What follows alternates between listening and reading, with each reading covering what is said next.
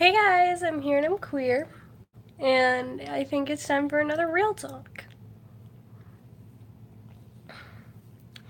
So, I want to talk about more about my crazy hair colors, my crazy clothes, what I wear all the time. I want to talk more about me, like appearance wise. I want to talk about why I look like this, why I am constantly changing. And let's do it. So, I gotta say, when I first started changing myself, I was in country. So this is the first time that I started dyeing my hair. Granted, it wasn't crazy colors at first, but I built my way up to crazy colors. Started from like red hair and went from there. And so that's where it all started. Um, my so the reason why I started changing myself was in 7th grade when I first noticed my depression. So it really coincides with my depression, and I started dyeing my hair because I hated the person I saw in the mirror, and I thought, hey, let's get a new look. Maybe that will make me like myself better. And it slowly just became something that I love to do. I love having crazy hair colors. I love being different. And so that's what it ended up turning out to be. But in the beginning, it wasn't that at all. It was, I hate the person that I see in the mirror. Let's change my hair color to fit that. So that's what I did.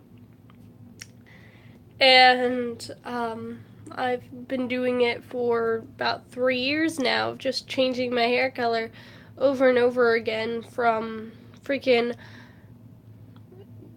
red, a burgundy red to I had a brown at one point to suddenly this bright purple, bright blues, and everything. And it was all more of a coping mechanism, a way to make myself feel better. If you knew me before 7th grade, before 7th grade even happened, I always wore bright colors, bright colors. I had a few dark colored clothing pieces, but it was mostly just bright colors.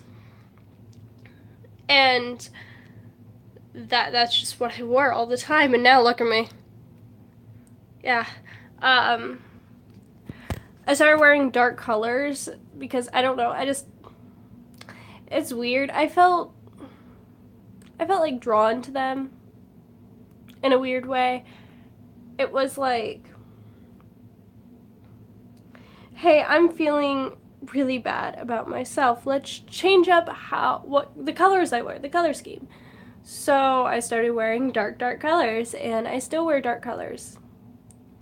Every now and again, I'll switch it up with a really bright color, but usually it's just black and dark blues and dark greens and just dark everything.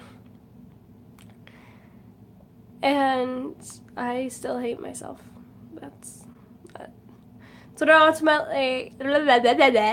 ultimately came down to I still hate myself, like all the time.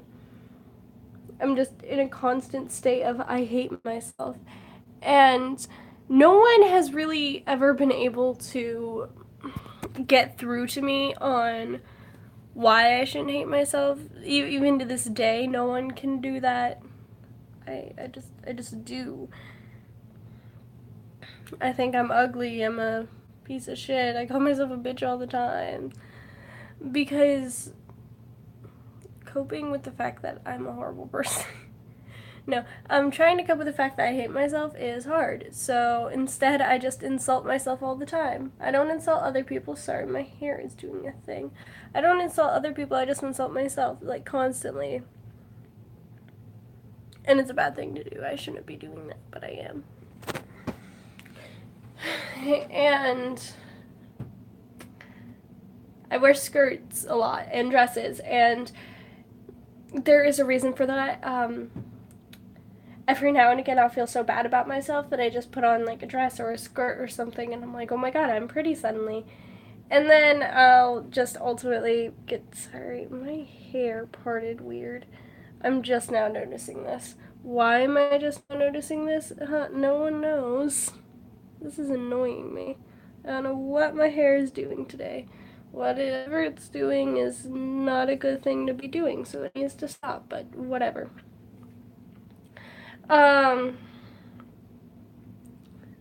Sorry, this is really bugging me. Like, look at this part. Like, what the heck is my hair doing? Why didn't I notice this? Anyways, so I've been watching Shane Dawson's Jeffree Star videos, of course, because I'm a huge fan of Shane Dawson. I have been for years now. Just a huge fan of him. When he hit his like rock bottom where he was doing just all those try me videos, I kind of stopped watching him for a little while because, to be honest, I felt that he had lost the spark, that he had lost whatever motivation he had, and then he wasn't serious about this anymore. And I'm like, okay, he's not going to be who he was. I mean, people can change, but if he's not going to at least have a little smidget of who he was, I don't want to watch him anymore. So I stopped watching him for a while, and I just recently, really recently, well, not really recently, recently as in like the past like year or so, started getting back into him and watching those videos, and I realized that they really speak to me and they really help me when I'm in like my dark times, which is almost every single day. And what really got me is the Jeffree Star ones. That's why I've been doing these real talks recently, because I feel like I can really get out feelings about. Let's talk about our feelings. Anyway, I can really get out my feelings this way. And to be honest, I could care less what anyone thinks. And I know that these videos do not get very many views. I understand that. I also understand that I don't have very many subscribers, which is also a thing that kind of puts a damper on things. But, so I've been watching the Jeffree Star videos, and watching this last one, I realized how much I had in common with Jeffree Star. Because I eat a lot, well, a lot of sweets. Really, a lot of sweets. I love sweets. It's like, if you ever see me eating anything in any of the videos that I make, it's almost always a type of sweet. And I always eat sweets. I literally eat Nutella with a spoon. It's great. I eat a ton of ice cream. I eat a lot, but I have a high metabolism, which is why I'm so skinny. So, yeah. But that's one thing that I have in common with him, and it's not really that big of a deal, but the thing that really got me was the fact that he cut. And, I mean, I kind of figured, seeing some of his old high school photos, just that look in his eyes is the same look that I have in my eyes. And from a writer standpoint, it's hard to tell feelings through like facial expressions and everything. It's hard to break past walls. This is me trying to say this in a writer way so that you guys can kind of understand. It's hard to see past people's walls unless you actually know exactly what they're feeling. And seeing those photos, I could actually sit. I could see in his facial expression that he was depressed. He was sad. He was just sad, depressed, whatever. And just looking at those, I'm like, he's definitely a cutter. And that's actually a really good thing. And I'm a cutter. Everyone knows that, hey, I cut. I'm about a year clean now, which is a long time. Based off my past. But, I'm a year clean now. You can't even see the scars on my wrists unless we're in certain lights, or the scars on my legs, or my ankles, or my hip. I always put it in some place. I always cut in some place that I knew no one could see it. And I just wear long sleeve, and if I could get away with it, if I was a little bit different than Jeffrey, because like he said that he always wore long sleeve, always, even in the summer, and I wore long sleeve like almost all the time except for in the summer, because I knew that people would think that was weird.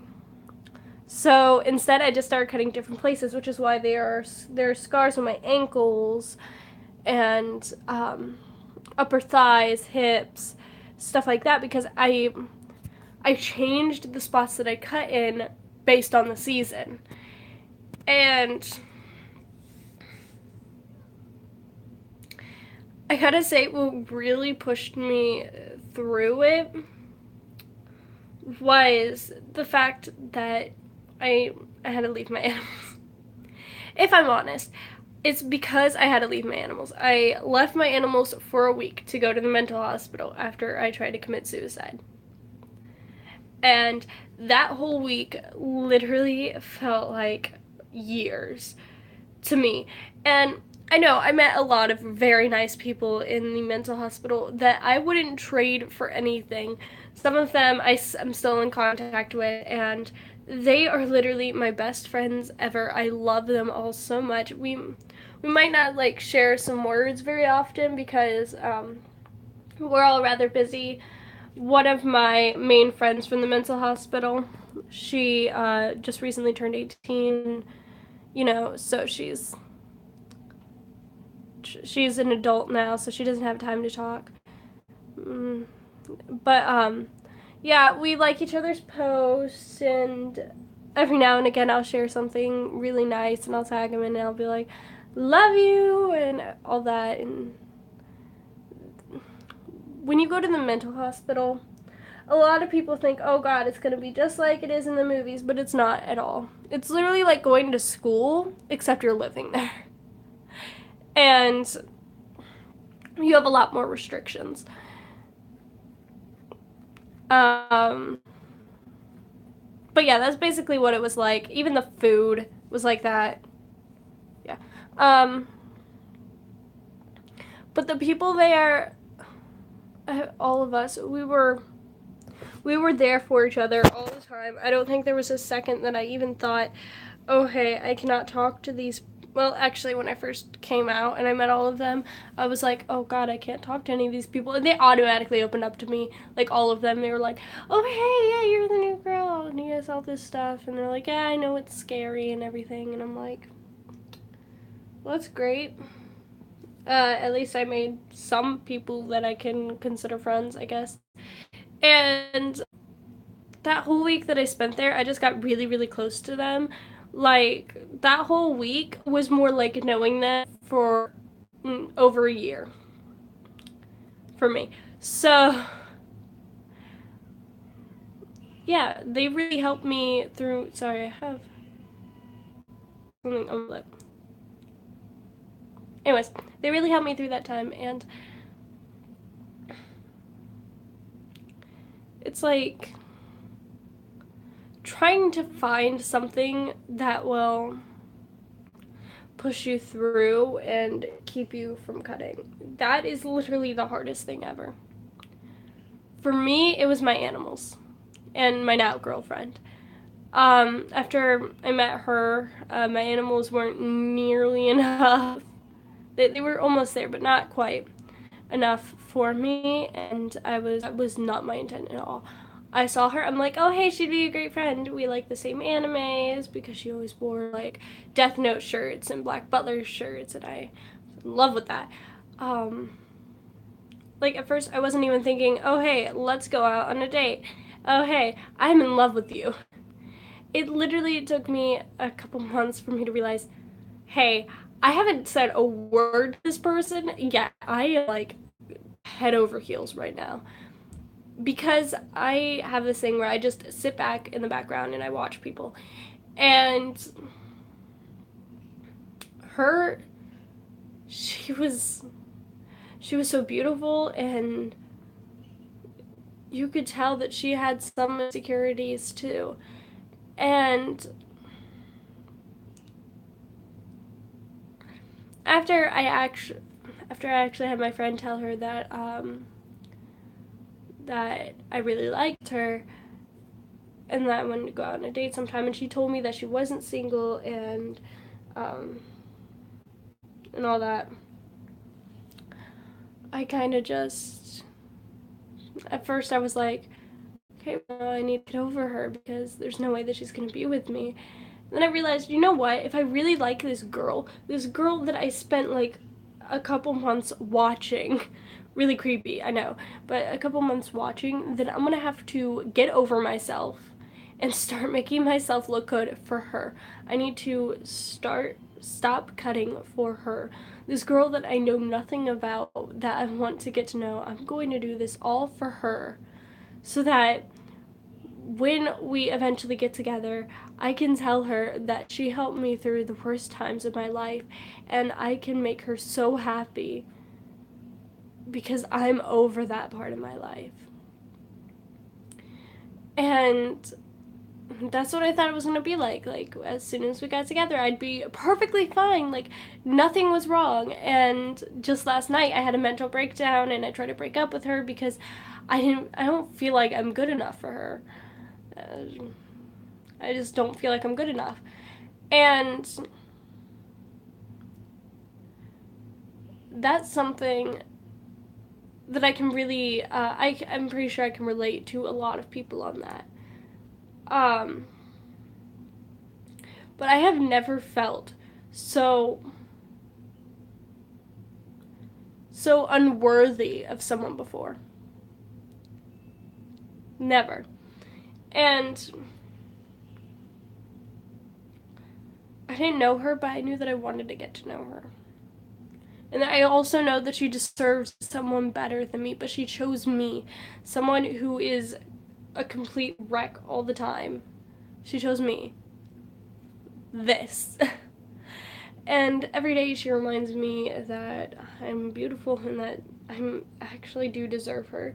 I deserve to be happy for once in my life, and I need to stop pushing people who try to show me kindness away.